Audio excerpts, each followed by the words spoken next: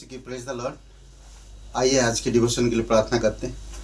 प्यारे परमेश्वर, प्रभु यीशु मसीह के नाम से तेरी उपस्थिति में आते हैं। स्वर्ग और पृथ्वी बनाने वाला प्रभु, धन्यवाद देते इस समय को। सारा आदर, सारा गौरव हम तुझे देते क्योंकि तू उसके योग्य है। धन्यवाद हमारी अपराधों को हमसे दूर करने के लिए, हमारे लिए बलि होने के लिए और तीसरे दिन जी उठने के लिए। आज हम तेरे उस बलिदान की वजह से खड़े हैं पिता।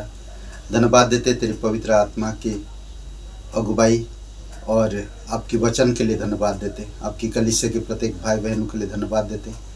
तेरा कलीसिया है प्रभु, तू लीड करता, तू गाइड करता, तू सिखाता है, तू लोगों को परिपक्व करता है। इस कलीसिया के द्वारा शिक्षा देता है प्रभु यीशु। तेरी आत्मा के द्वारा तू अगुवाई कर और एक अद्भुत तरीक़े से प्रत्येक भाई बहनों को आध्यात्मिक में परिपक्व करो पिता। धन्यवाद देते यीशु मसीह के नाम से मांगते हैं, आमीन। ओके, हम लोग जो बात करेंगे और वो है परमेश्वर आपको 3 तरीक़ों से परखेगा। परखना कई बार होता है, हम लोग का जहाँ कहीं भी जाते हैं तो कुछ भी चीज़ खरीदारी करते हैं या कहीं पर भी जाते हैं तो हम परख कर जाते हैं।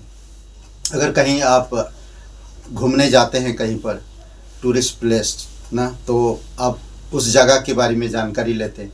होटल कहाँ रहना, घूमने के स्थान, ये सारी चीज़ों की जानकारी लेते हैं। और कोई ख़रीदारी करते हैं तो आप परखते हैं बार बार उस चीज़ को, चाहे कोई भी हो, सोना चांदी या सब्जी या कपड़े, कोई भी चीज़, तो आप परखते हैं। तो परमेश्वर हमें चुना है, हमें बुलाया है उसकी राज्य में, उसकी परिवार में, तो वो हमें कुछ चीज़ों में परखता है।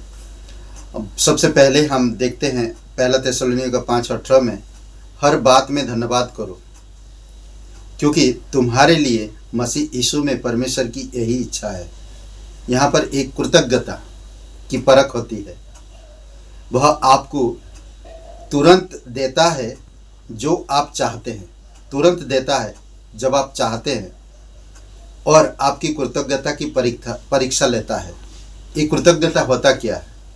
परमेश्वर की इच्छा अनुसार ना। परमेश्वर की इच्छा क्या है? हर बात में हम धन्यवाद दें, हर बात में, चाहे कैसे भी बात हो, दुख का सुख का। आयुब के जीवन को देखिए ना, तो हमें उसी प्रकार से हर बात में धन्यवाद देते रहना चाहिए। कई बार होगा आपके पास भरपूर होगा, कई बार आपके पास कुछ नहीं होगा, कई बार आप दुखी होंगे, कई बार आपका हृदय और मन निराश होगा, कई बार दूसरों की बातों से आप टूटेंगे, कई बार बातों से आपको आघात होगा, कई बार आप नामधराई होगा आपकी। तो ऐसे परिस्थिति में आप परमेश्वर को धन्यवाद देते रहो। दूसरी बात, वह आपको वह देता है जो आप चाहते हैं और आपके विश्वास की परख होता है ना। परमेश्वर पहले ही कहा है, मेरे धर्म और राज की खोज करो तो बाकी सब वस्तुएं मैं तुम्हारी साथ क्या कर दूंगा, जोड़ दूंगा, प्लस करेगा या मल्टीप्लाई कर देगा। तो विश्वास की परख होती है। इसलिए हमें रूप को देखकर नहीं बल्कि विश्वास में चलना चाहिए। 2 कुरिन्थियों का 5:7 में कहता है, क्योंकि हम रूप को देखकर नहीं पर विश्वास से चलते हैं। अब हर एक काम अब विश्वास से करो और भरोसा रखो परमेश्वर पे। कोई भी काम करो विश्वास से करो, कदम उठाओ विश्वास से, आगे बढ़ो विश्वास से। कुछ भी जो भी करो आप विश्वास से करो तो वह आपको देगा। ओके, तीसरी बात, वह आपकी इच्छा पूरी करने में विलम्ब करता है और आपके धैर्य की परीक्षा लेता है। ओके, तो इसमें एक ही बात कहता है कि धैर्य रखना बहुत जरूरी। आपकी इच्छा पूरी करने में विलम्ब करता है क्योंकि परमेश्वर देखना चाहता कि आप धैर्य रखते कितना।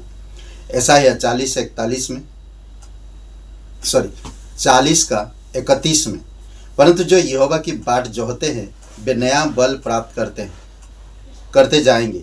वे उकाबों के समान उड़ेंगे, वे दौड़ेंगे और श्रमिक ना होंगे, चलेंगे और थकित ना होंगे। अद्भुत है ना। परमेश्वर हमारी धैर्य की परीक्षा लेता है। विलम्ब करेगा। कुछ चीज़ें आप मांगा है प्रार्थना के द्वारा, या कुछ चीज़ें आपका जीवन में नहीं हो रहा, तो ऐसे समय पर परमेश्वर आपको धैर्य रखने के लिए कहता है। धैर्य रखो, ना जरूरी है। तो ये 3 बातें वह आपको तुरंत देता है जब आप चाहते हैं, आपकी कृतज्ञता की परीक्षा लेता है।